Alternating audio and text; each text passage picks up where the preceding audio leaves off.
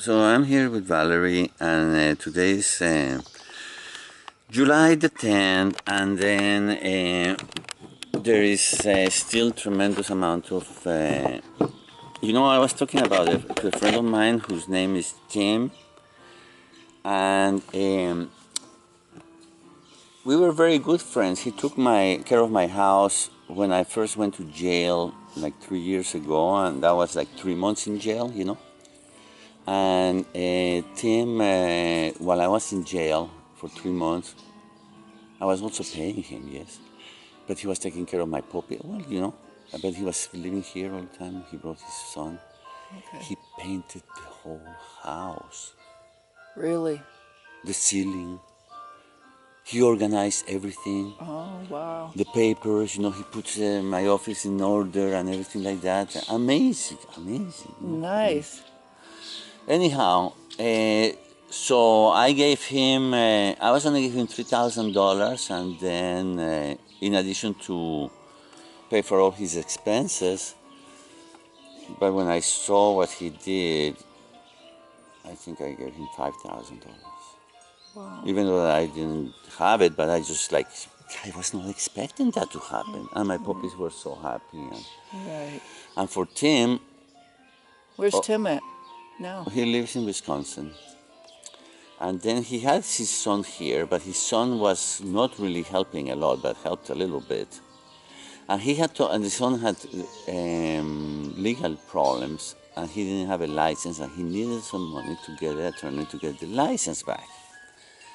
And then, for some reason, Tim promised the money to the kid, which we call the kid, which was like a 34-year-old man, but he was... Okay, so Tim was older. Yeah, Tim is, like my age, a little bit younger. But, he was a motorcycle guy, Hell Angels, and not really member, but he tried to be with the Hell Angels. Like a biker type. Yeah, and he was in the more... And he had the swastikas in his body. Swastikas. Swastikas. Yeah. But Tim had an Airedale, and his name was Jeep. Jeep? Yeah, Jeep died. Is that how you got that? Yeah. Because I was going to give him the computer, anyhow. Well, anyhow, to make a long story, Jeep died on July 1st, and he one day, after Tim... he was very upset that I had this fight with the judge, but he would never thought that I was going to lose everything. He said probably a few $1,000s. Right. And it's like, no, you're kidding. It's like, okay, well, this is what happened, okay? So I can fight it in court,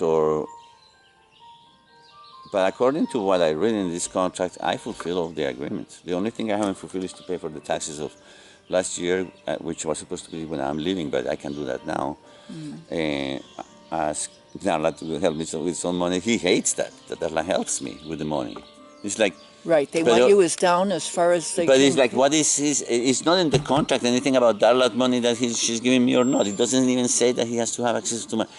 I told him what I had, and I had, of course I didn't declare the PD Cruiser, but guess what? The PD Cruiser was here. It was not like I was hiding it. Right. I mean... He drives past it every day. That the truck is here, I never saw him took it out. No, it was like what I thought that day, that I had, my car, my the contents of my place, anyhow. Right. But I declare everything, after that, and he keeps bugging me and trying to bring that line to it. Well, guess what? According to the contract, I'm going to send him a check. Oh, okay, so you say, what happened today in court? So today, I go to court, and I'm in front of Judge Ward, who hates me because I have been so many times in his courtroom, and I have told him several times in court, on the record, that he's unfair, and that he should not be proud to be in front of the American flag. And, right. Why? It's like... What kind of justice is this? A judge doesn't like you to tell you that, and it's a recurring person that comes and told that to the judge, Right. So, and he's the one who sent me to jail, and and he's the one who's reviewing. And all the two judges here, they hate me, because I have also, I think, probably wrote on the internet that he's the ugliest person. Ugly, like an ugly man looking, like bald, but like ugly, it's like. Well, to my opinion. So while I was in jail, I discovered that when the cop, I was in jail because of resisting arrest, because when the cop came to my door and say, open the door, and I say, why? He said, because we have a warrant, and I say, why? And he said, I don't know what the warrant is, and then I just say, I'm going to put this on the internet.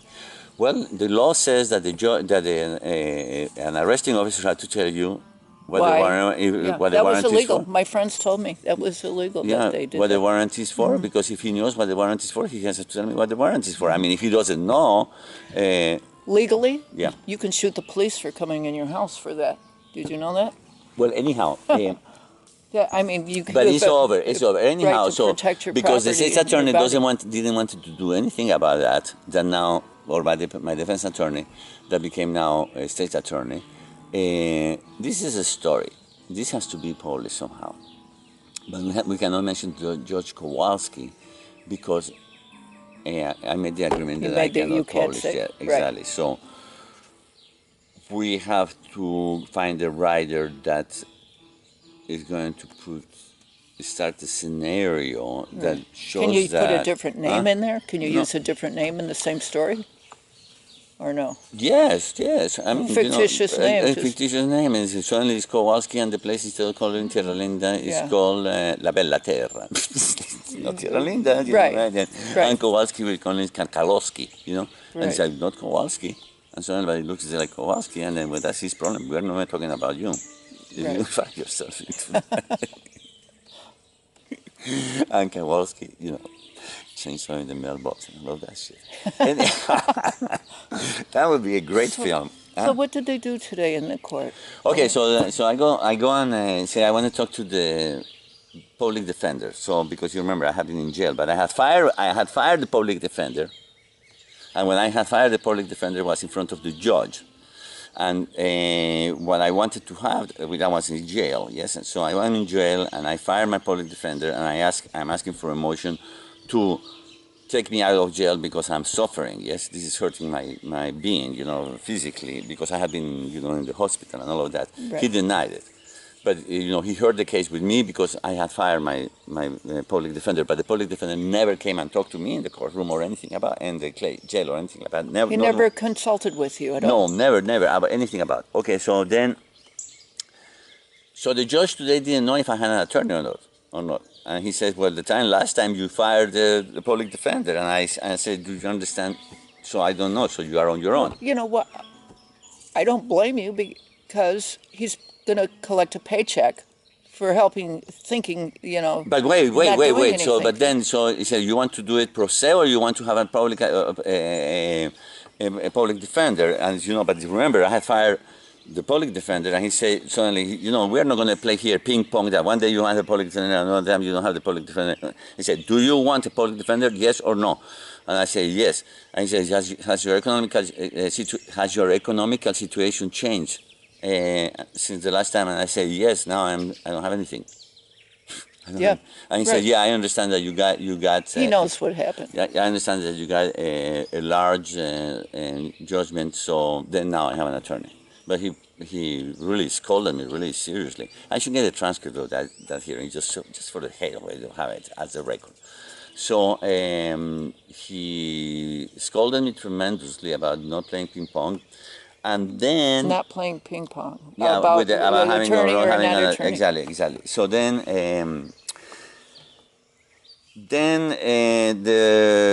the new state's attorney, the new public defender that I have never talked to him, went and talked to the state attorney, and say, you know, Armando's going to leave town. He hasn't bothered with Kowalski at all, whatever, you know, like he hasn't committed any crime or anything like that. He doesn't, nothing, yes, no traffic tickets or anything like that. And they say, okay, yeah, we can make a deal that we have a hearing in January, and that if he behaves well, you don't have to come. He told me that, yes, and I said, fine. Suddenly, while he went and talked to the state attorney, I say, oh shit, I violated the no contact order. When I was sentenced to jail, and they gave me that, 90 days in jail, or 45 days, but then there is another 45 days if I behave part of the sentence was that I cannot contact George Kowalski. No contact order. Oh, And then I've been contacting Kowalski like almost constantly. You know, we email each other about this thing, and he comes over here and all of that oh, thing. you didn't bring that up, did you? I was going to bring it up. No, don't tell on yourself. You don't need to go to jail. They were going to. He would have put me in jail. Yeah, don't say anything. Don't. So then I was going to tell the judge that, No. and then he said, "No, you cannot talk. Talk to your attorney, the state's attorney, and the defendant." I told him that, and he freaked out. He went and talked to the state's attorney, and they say, "Armando, don't talk to Kowalski any more things. You should have never talked to him in the first place. Exactly. Because he's so, fucked you over. But they already know that that I was not trying to hide that, and I only This is taping. Huh? It's Yeah. tape. Okay. But it's just record. Okay. But I wanted them to know that when I did contact him, he was not. I know there was a reason why I didn't want to contact him, because you remember the first. I'm listening. I'm getting this. You remember the first time he came. I didn't want to see him. I said, no. You know what? I'm going to sit over here, watch the puppies, and then let him go through the house. And then he said, no, come with me. Yes? Kowalski said that. Yeah, the first time. When he came here with a... Yeah, he broke it. He's the one that came here But first. no, but he can do that. He can break it? Yeah. But you can't. I'm the one who has a no contact order with him. So I'm supposed to, he can talk to me. And, But you say, no, don't say a word, walk away. well, now I'm not going to talk to him. So he told me, That's why you need an attorney for things like that, where they can be sneaky on you, and then they got it over on you. Yeah.